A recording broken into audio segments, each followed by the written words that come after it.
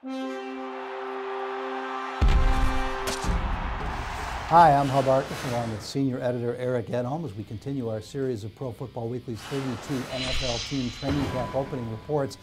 You look at the Washington Redskins, and they certainly had a busy offseason prior to the draft, made huge moves, mortgaged the future, and yet now they still need some time to get the future ready, and I suspect that's what their camp's going to be all about. It's going to be all about Robert Griffin III. He's already been the center of attention. You could argue he's gotten more than Andrew Luck since the draft. It's been amazing to watch him take over and the Washington fans follow in step.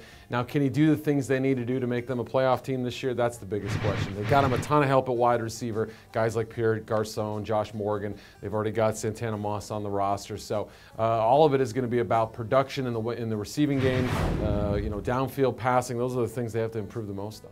All right, you look at the offense, obviously the rookie quarterback is going to play. You just touched on a couple of these things, but how do they make it happen? What will they be doing in training camp to make this this wish come true? Yeah, I mean, you'll see a lot of those plays that we saw in Denver with John Elway, the bootlegs, the rollouts, the waggles, all that stuff, but they've got to develop stuff downfield. I mean, there were far too few 40-yard plays last year.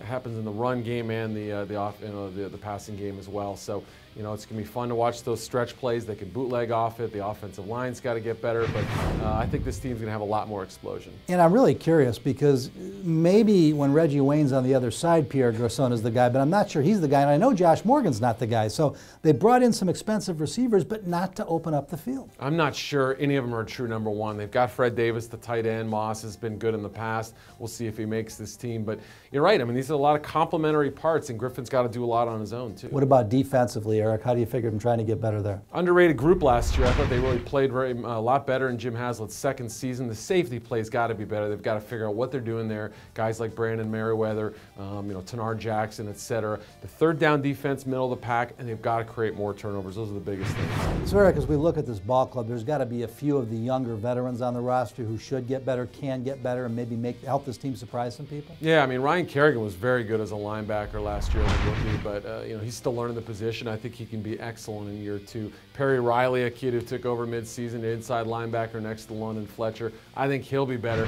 Josh Wilson, the cornerback, a feisty kid. He should be able to make more plays. Barry Cofield, as he adjusts to the 3-4 defense.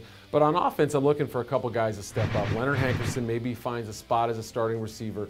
Roy Halou is kind of a change of pace guard. And Trent Williams, he's got to take the next step to be that franchise left tackle and help protect the big asset in RGIII. And who are the bubble players the Redskins need to keep an eye on? Guys you'd expect to be skins who could be in trouble. Oh, I mentioned Moss earlier. I don't think he's getting cut. I think he's still got a spot. He maybe is an inside receiver, but he makes pretty good money, and they could move on if they don't think he's worth it. A couple guys they brought in the offseason: Cedric Griffin, 2 bad knees. Madu Williams looked good in camp, but if he doesn't win a starting job, is he a special teamer? I don't think so.